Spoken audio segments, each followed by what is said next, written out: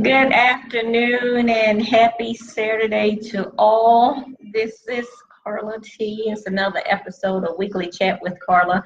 I wanted to talk to you all this morning about something this afternoon that's pretty important, and I actually didn't even realize that I got up this morning and I was actually reading an article from the AARP website, and I took an assessment and didn't even actually realize this, guys, even for myself, just didn't realize it. And it was an assessment in regards to social isolation. And actually, it's just an assessment to see if you're at risk. And I actually tested as high risk, and I just never would have thought about that. So anyway, I wanted to talk about that topic actually today, in regards to, even if it's in regards to yourself or even a loved one. So we're going to go over some tips today regarding social isolation, and in regards to helping yourself, or even if you can actually help a loved one, okay, to prevent this, okay? And let's talk about that term first of all, isolation. It's a state of complete lack of contact between an individual and society. Okay, social isolation can be an issue for individuals of any age, though symptoms may differ by age group. In other words, is a symptom for an older person dealing with social isolation may be completely different from someone actually in their 20s, or maybe even like a teenager, okay? And a lot of us get this mixed up, the difference between loneliness and isolation. But once again, I'm gonna go over isolation is state of complete lack of contact between an individual and society. Loneliness is feelings of sadness and depression is usually how an individual feels. In other words, is even whether that person actually lives alone, or even have a family, or have a partner or significant other, they still can be going through what they call loneliness, feeling, sad and depressed, and still can feel lonely. So it's a big difference between those two, okay? Isolation is a growing health epidemic. I was actually doing my research this morning, and more than 8 million adults age 50 and older are affected by isolation. That's actually a lot of people when you actually think about it. A lot of us probably don't even think about it, because some of us, a lot of us are so busy, or get consumed in our own life, that, and how the fast-paced life that we actually live in now, that we actually even don't take the time to think about whether it's even ourselves or a loved one that's actually going through this, okay? And there could be several reasons why people are actually dealing with social isolation. Poor physical and mental health. In other words, is if a person has poor physical or mental health, okay, and they can actually be dealing with isolation, okay?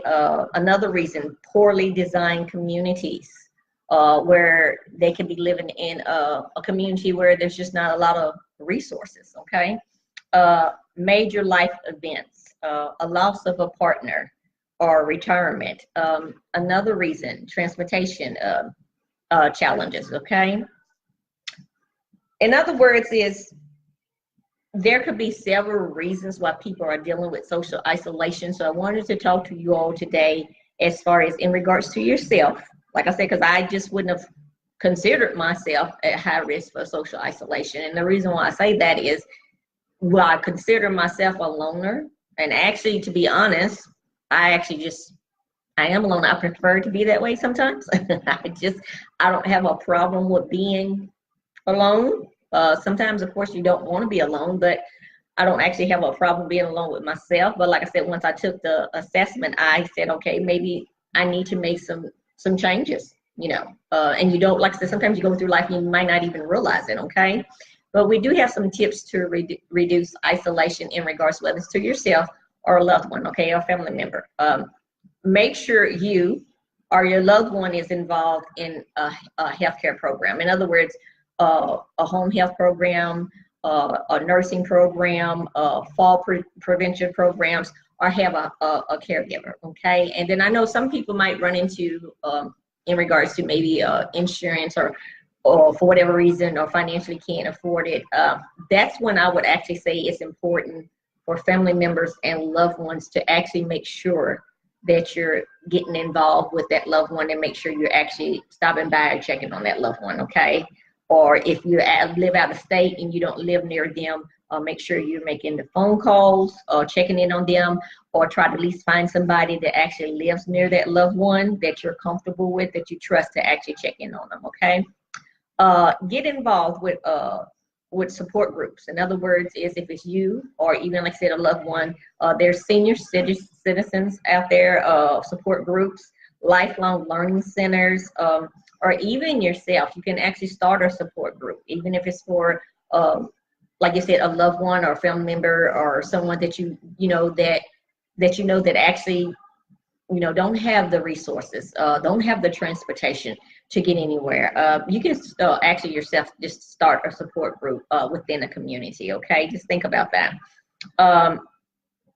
Make sure you're touching base with family and friends at least once a week. In other words, like I said, if you live nearby or not too far, make sure you're touching base. You're stopping in at least once a week and actually checking on that loved one, okay? And like I said, once again, if you don't live nearby and you live hours away, or maybe in a whole completely different state or country, just make sure that that loved one of yours, like I said, and someone, like I said, that you trust, or whatever, make sure someone's touching base with them. And once again, with the social technology that we have nowadays, there's really actually no excuse. I'm actually on here talking to you all right now via Facebook. And a lot of times the older people, they don't really care for technology, don't even know how to use it. But once again, it's our responsibility to make sure that we simplify it for them, okay? In other words, like with my Google Home in there is actually playing music right now.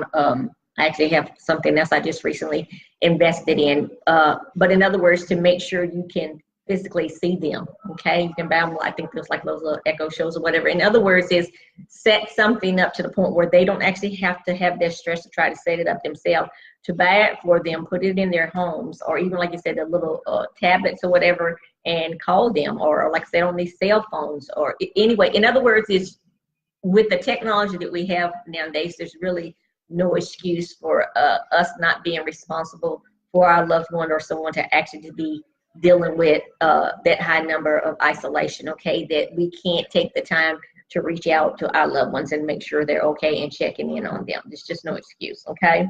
And at least, I would say at least once a week, okay? If you actually would like the last tip, you can actually just jump on over to my website, www.whynotme.net, and you can watch the complete video. I'll actually be putting it over on the blog this weekend, and you can actually get the rest of those tips, okay?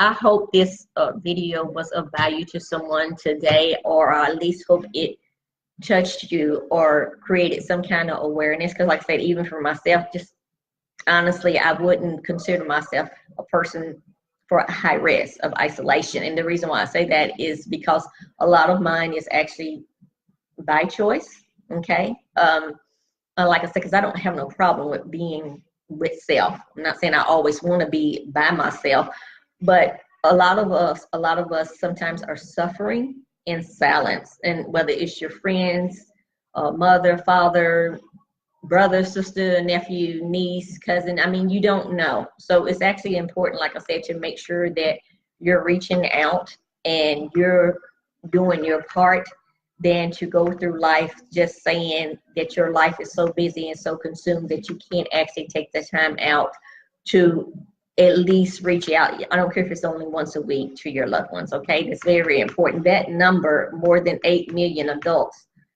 my age 50 and older, are affected by isolation. And there's no excuse for that. Everyone, the bottom line is just no excuse for that. So that tells me that we need to create more awareness, and people need to get more involved, including ourselves with our family members, okay? Like I said, it's no excuse, even with social media and the technology that we have, to actually just get on there and jump on, because even if you're actually not there, you still can actually see them, okay? And that person needs that interaction. because that can affect their health as well. Okay. Once again, this was Carla T with another episode of Weekly Chat with Carla. Like I hope this video was of value to someone. If you know anyone that can benefit from this video this week, please feel free to share. Remember, sharing is caring. I hope everyone's having a blessed Saturday. Actually, I think it's almost 75, almost 80. I actually went out earlier today. It was only 72. It was pretty. Wind was blowing, was pretty nice. So I hope wherever you at, you are actually enjoying your Saturday, and hope everyone have a blessed Saturday and a blessed weekend.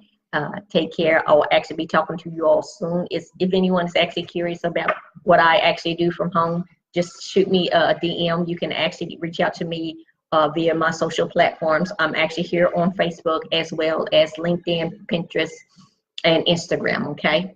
Take care, and you all have a blessed Saturday, and I'll talk to you all soon. Bye.